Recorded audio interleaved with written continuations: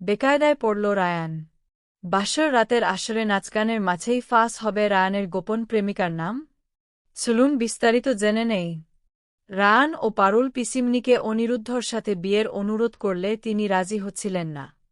নিজের ভুলের জন্য অনুতপ্ত পিসিমনি মনে করছিলেন তিনি অনিরুদ্ধকে ঠকিয়ে বিয়ের পিঁড়িতে বসতে পারবেন না।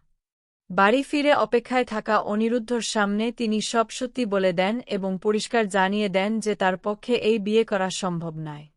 মানসিক যন্ত্রণায় তিনি ঘরের দরজা বন্ধ করে আত্মহত্যার চেষ্টাও করেন। পারুল ও রায়ান সবাইকে চিৎকার করে ডেকে আনে এবং দরজা ভেঙে পিসিমনিকে উদ্ধার করে। পিসিমনির এই অবস্থা দেখে বাড়ির সবাই কান্নায় ভেঙে পড়েন। অনিরুদ্ধ এবং বড়রা তাকে বোঝান যে এতে তার কোনো দোষ নেই, সমরেশ তাকে ভয় দেখিয়ে অপহরণ করেছিল। অনিরুদ্ধ ভরসা দেন যে তিনি পিসিমনিকে ঠিক আগের মতোই ভালোবাসবেন। অবশেষে অনেক বোঝানোর পর সবার উপস্থিতিতে ধুমধাম করে অনিরুদ্ধ ও পৌশালীর বিয়ে সম্পন্ন হয়। বিয়ের নিয়ম মিটতেই অনিরুদ্ধর মনে প্রশ্ন জাগে, শিরিন কিভাবে সমরেশের ব্যাপারে সব জানল? তখনই বাড়ির ভেতরের কেউ খবর দিচ্ছিল বলে সন্দেহ জাগে।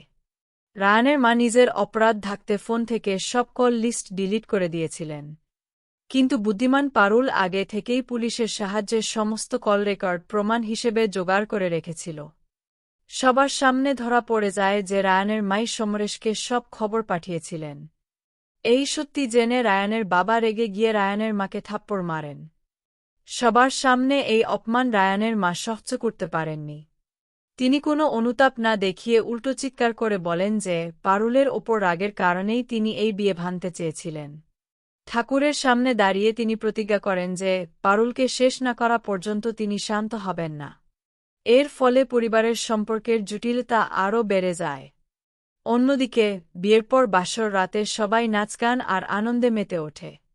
উৎসবের মেজাজে বাড়ির সবাই রায়ানকে চেপে ধরে তার মনের মানুষের নাম জানার জন্য। সবাই যখন রায়ানকে নিয়ে মজায় ব্যস্ত, তখন আড়ালে রায়ানের মায়ের প্রতিশোধের আগুন এক নতুন বিপদের সংকেত দেয়। এবারে দেখার অপেক্ষা কি হয় আগামী পর্বে।